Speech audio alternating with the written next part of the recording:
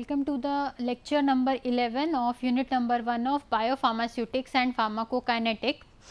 So, this lecture is regarding the factors affecting and significance of protein drug binding.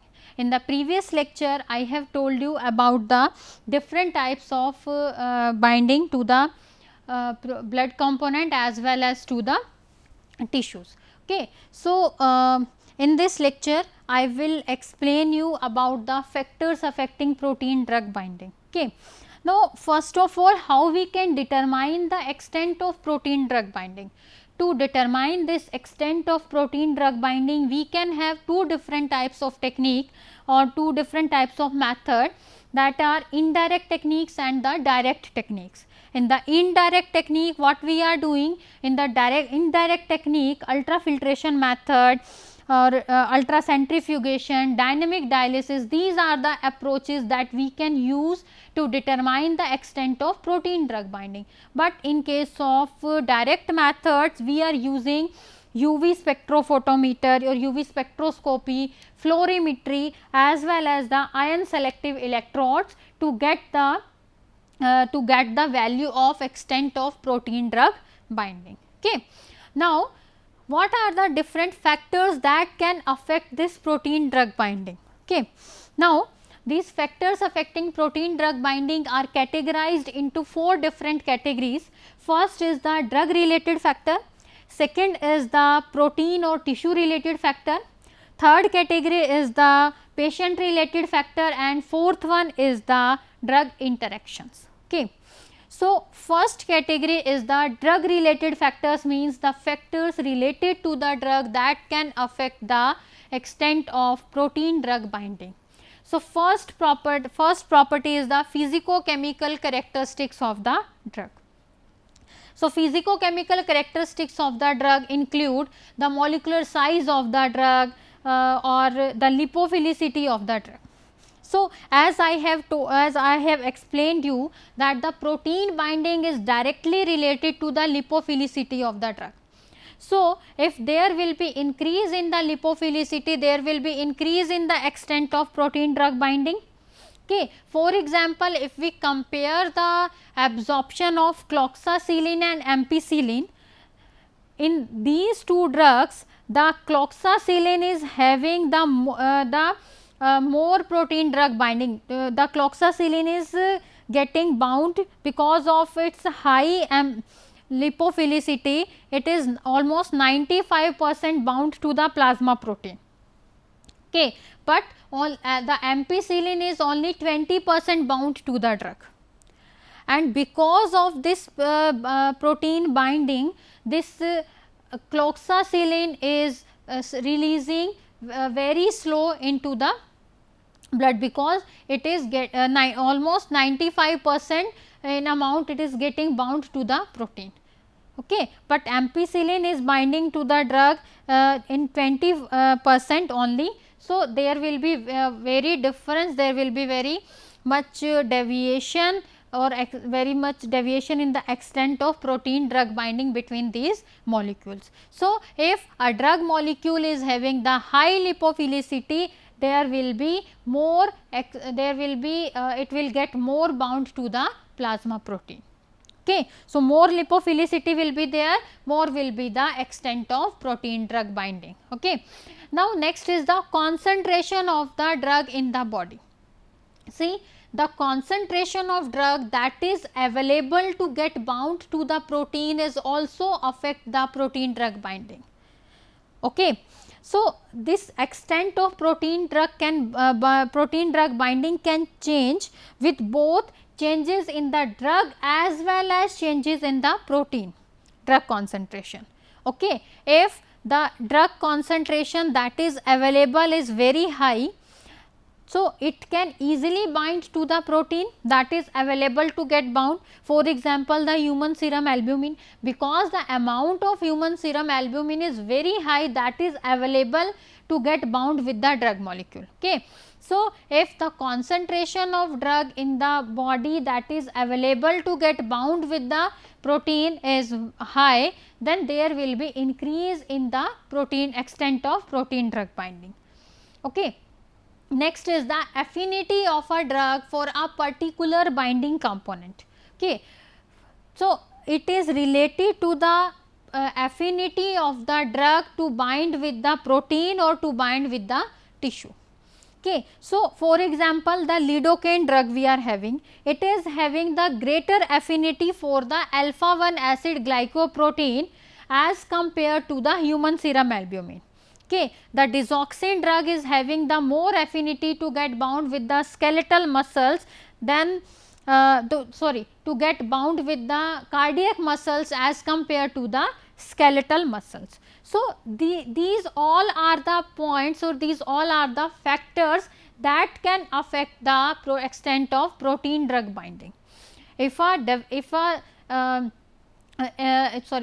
drug molecule or if a tissue is having the greater affinity for a particular protein or particular tissue component, then there also will be increase in the extent of protein drug binding. So, these three are the factors or drug related factors that can affect the extent of protein drug binding. Now, the second one is the protein or tissue related factors. Okay. This protein or tissue related factors include physicochemical characteristics of the protein or binding agent and concentration of protein or the binding components, and third one is the number of binding sites on the protein. The third factor is the number of binding sites available to get bound with the drug molecule. Okay. So, first factor is the physicochemical properties of the protein or the binding agent. So, for example, lipoproteins, the lipoproteins and the adipose tissue are having the more affinity to get bound with the lipophilic drugs, because they can dissolve that lipophilic drug into their core structure, into the lipid core. Okay. So, this affinity can also affect the extent of protein drug binding. Okay. If a particular type or category of a drug is having the more affinity towards the respective molecule or respective binding agent, then also there will be increase in the extent of protein drug binding. Okay. Next is the concentration of protein or the binding component. Okay. If the concentration of the binding component or concentration of the plasma protein that is available to get bound with the drug molecule is very high, then also it can affect the extent of protein drug binding. Okay. If more amount of protein is there, the more will be the extent of protein drug binding. Okay. Next is the number of binding sites. The number of binding sites can also affect the protein drug binding. How? Because as I have told you in the previous lecture that the human serum albumin is having the 4 different sites to which a drug can bound. Okay. And the name of that sites are warfarin and azapropazone site, binding site, diazepam binding site, digitoxin binding site and tamoxifen binding site. Okay. So, one drug molecule can get bound to more than one binding site.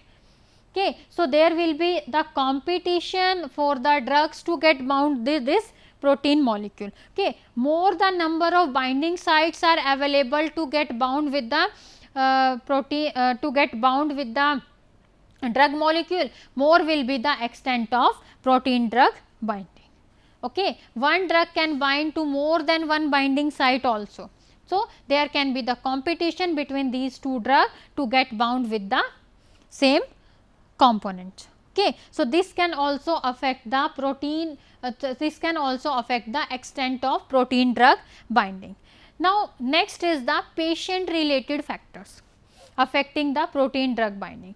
So, we can have 3 different types of factors that can affect the extent of protein drug binding. First is the inter-subject variation, second is the age and third one is the disease state. So, as the name indicate, in the inter-subject variation, what is?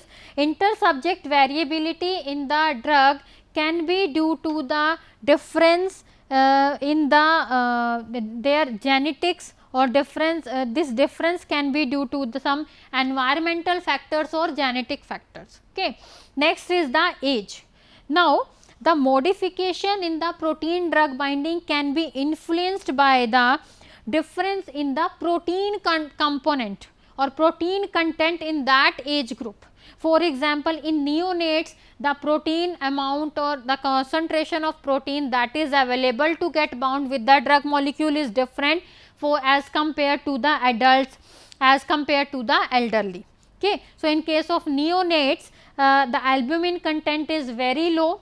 So, there will be less protein drug binding to the albumin molecule. In case of elderly person, there is less amount of albumin that is available to get bound with the drug molecule. So, there also there will be less extent of protein drug binding.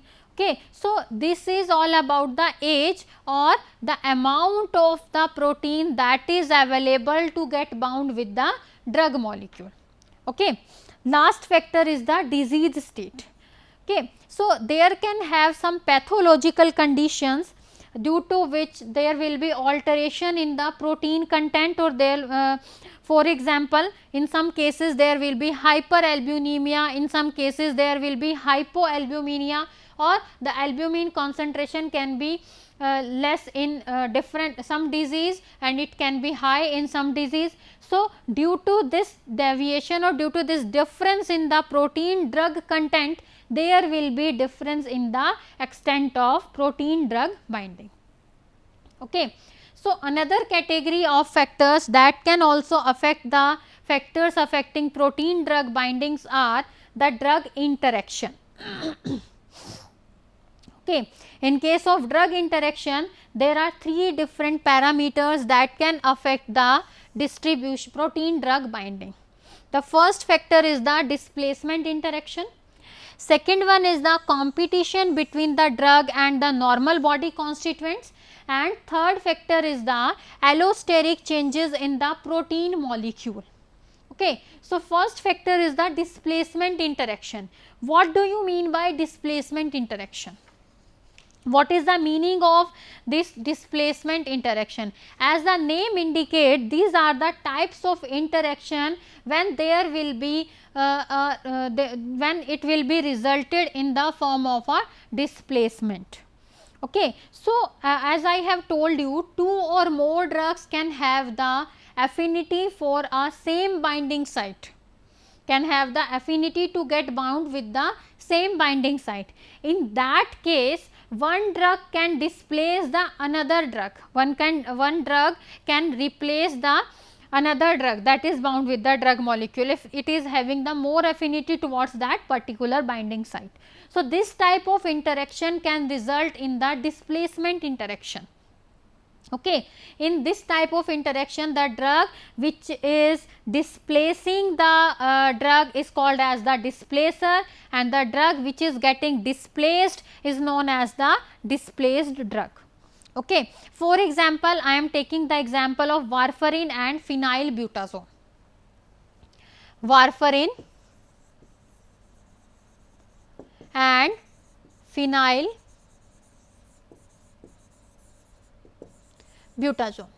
Okay, these 2 drugs are having the affinity to bind with the site 1 to bind with the albumin molecule, for example. Okay.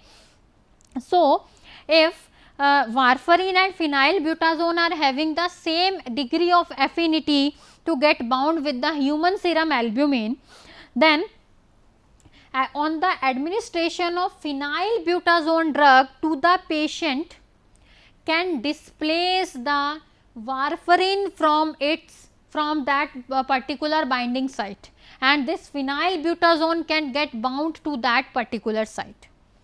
Okay. Firstly, this warfarin was bound to the albumin at a binding site. Okay. But when the phenylbutazone is administered to that same patient, then this phenylbutazone will what will do? It will displace this warfarin from that site and will bound to that particular amount. Suppose this is the site, at this site warfarin is bound and when we administer this phenylbutazone, what it will do? It will displace this warfarin and get bound to this site. So, in this type of interaction is known as the displacement interaction. Okay, and in this the warfarin is known as the displaced drug. Warfarin is the displaced drug and phenylbutazone is the displacer.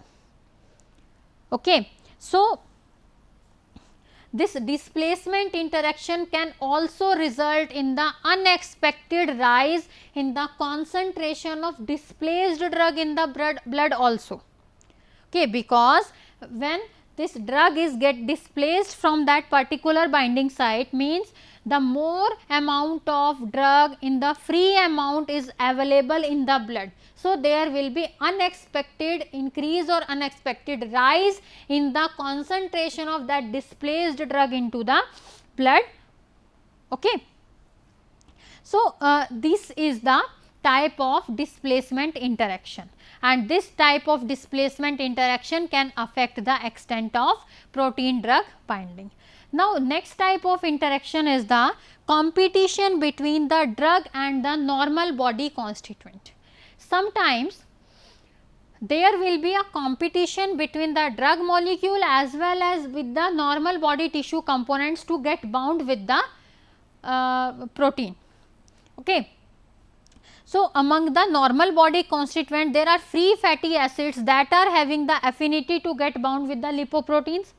Okay. So, if there is increase in the level of free fatty acid, in that condition the extent of protein drug binding can get affected, because if fatty acids get bound with the protein, there will be decrease in the extent of protein drug binding, because the binding sites are already occupied by the fatty acids. Okay. So, there will be, if there is competition between the drug and the normal body constituents, and the normal body constituents get bound with the drug get bound with the protein molecules, then there will be decrease in the extent of protein drug binding. Means if the protein sites are getting bound with the fatty acid, then there will be less number of protein sites available to get bound with the drug molecule. Okay. If there is less number of sites available, then there will be decrease in the extent of protein drug binding.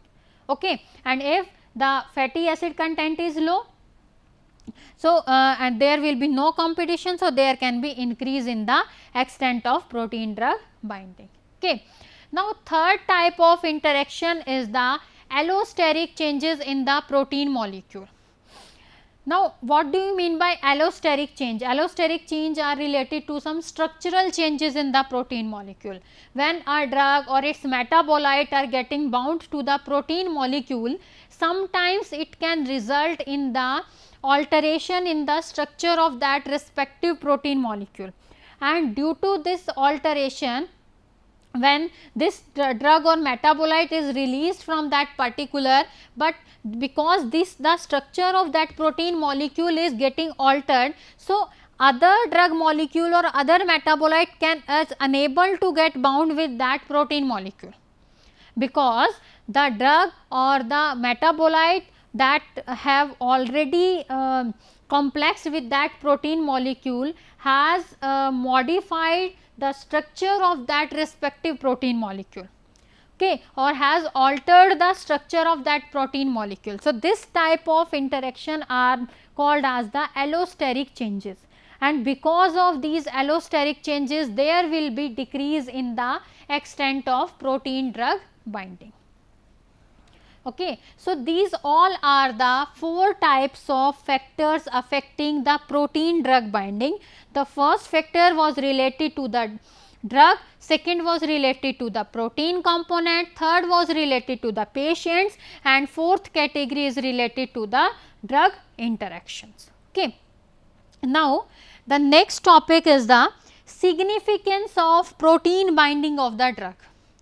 Now, we are studying about the protein drug binding. What is the protein drug binding? Which types of protein can get bound to the drug molecule? How you can determine the extent of protein drug binding? What are the different factors that are affecting the protein drug binding?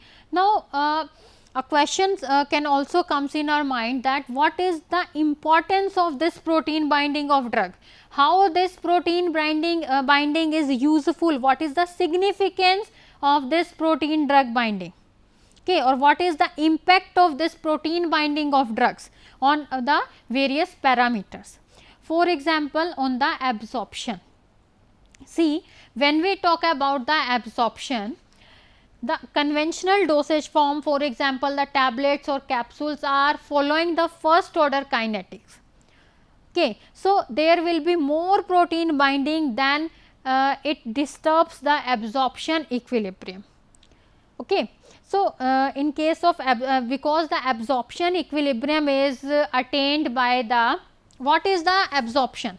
In the absorption, it is the movement of the drug in the unchanged form from the site of administration to the systemic circulation. If drug is getting bound with the protein molecule, then there will be change in its structure, there will be change in the size of that. So, this its absorption can be its absorption phenomena can be there can be deviation in its absorption pattern. So, if drug is getting bound to the protein molecule, there will be some deviation in the absorption equilibrium. Okay. The sink condition or the concentration gradient has to be re-established. Okay, because in case of absorption, their driving force is the electrochemical gradient. Okay, means the drug has to diffuse from higher concentration to the lower concentration. Okay, suppose the drug is bound to the protein component, then there will be decrease in the free drug concentration that is available to get diffuse, or that is able to get move into the blood or systemic circulation. Okay. So, the sink condition parameter criteria or the concentration gradient has to be re-established if there is protein drug binding. Okay. Now, next is the distribution. So, as I have told you, when I have told you about the physiological barriers, in that barrier I have told you about the blood brain barrier. So, in case of blood brain barrier, placental barrier or other type of barriers, if a drug molecule is bound to the protein molecule, because of that binding, the size of that drug molecule will be more, and because of this increase in the size, it will be unable to cross the blood brain barrier, it will be unable to cross the placental barrier, as well as it will be unable to pass through the glomerulus also. So, we can say that this protein binding can decreases the distribution of the drug. How? Because when the drug is getting bound with the protein, the size will be increased, and because of this big size, it will not be able to cross the cell membrane. So, it will not be able to get distribute into the body. So, with the because of this protein drug binding, the distribution of drug can also get affected. Okay. The next parameter is the metabolism. When a drug is bound to the plasma protein, because of this, because when a drug is bound to the plasma protein, it can be pharmacologically or pharmacodynamically inert. So, there will be no metabolism. Because of this, biological half life can be increased. Next is about the elimination. See, only the unbound drug or the free drug concentration can be able to get passed through the glomerular filtration. Okay. So, the unbound drug is capable of being eliminated from the body. If a drug is bound with the protein molecule, the size of that complex will be more. So, it will not be able to get filtered through the glomerulus. So, it will not be possible for a protein bound drug to get eliminated from the body. Okay. The next factor is the systemic solubility of the drug. Now, what do you mean by systemic solubility? For the water soluble drugs or some endogenous compounds, for example, heparin or several steroids and oil soluble vitamins can get easily circulated and distributed by the binding to the lipoproteins. Okay. So, these lipoproteins can act as a vehicles for the distribution of hydrophobic drugs, for example, the steroid, heparin or oil soluble vitamins. Okay. So, if there is increase in the binding of the drug to the lipoprotein, there will be increase in the distribution or the increase in the systemic solubility of that particular type of drug in the body. Next is about the drug action. See, this protein binding of drug can also have effect on the drug action, because sometimes when protein binding takes place, it can inactivate the drug molecule, because the sufficient concentration of the drug cannot be built up at the receptor site. If, or we can say, the sufficient or therapeutic concentration cannot be achieved at the receptor site to get the pharmacological action. Okay. So, in that case there will be no drug action because of the protein drug binding. Okay. Now, next is the diagnosis. This protein drug binding is also having a significant role in the diagnosis of various diseases. For example, in the diagnosis of eye disease, okay, the chlorine atom of the chloroquine when replaced with the radio labeled iodine 131. So, it can be used to visualize the melanoma of the eye, because chloroquine is having a tendency to interact with the melanin of the eyes. Okay. Moreover, the disease of thyroid gland can also be detected by using this phenomena of protein drug binding. So, this protein drug binding is very useful in diagnosis of certain diseases also. Next is the displacement, interaction and toxicity. Sometimes the protein drug binding can this extent of protein drug binding sometimes can, as I have told you, can rise to the unexpected increase in a particular drug in the blood, and because of this unexpected increase in the drug concentration in the blood, it can release to the toxicity of that compound in the body. Okay. Next is the therapy and the drug targeting. Now, what is the importance of the therapy and drug targeting? See, binding of the drug to the lipoproteins can also be used for the site specific delivery of the of certain drug compounds or site specific delivery of some hydrophilic moieties also. Okay. And this is particularly useful in the cancer therapies, because the tumor cells are having the greater affinity for the lipophilic cells or for the LDL as compared to the normal tissues. Okay. For example, in case of prostate cancer, a approach of site specific drug delivery has been utilized for the drug estramustine. In this, the estradiol drug can bind selectively and strongly to the prostate by using this approach. Okay. So, with the help of this drug targeting, the tissue toxicity can also be avoided, as well as the normal cells can be prevented from the destruction by that particular drug. Okay. So, this is all about the significance of protein drug binding. Okay. So, this protein drug binding is very useful, is having the impact on the absorption, on the distribution, on the drug action, on the metabolism, on the elimination, as well as it is having significant impact in the diagnosis of various diseases, in the therapy and drug targeting, as well as in the displacement interactions and the toxicity related issues. Okay. So, this is all about this lecture. In the next lecture, I will continue with the protein drug kinetics. Okay.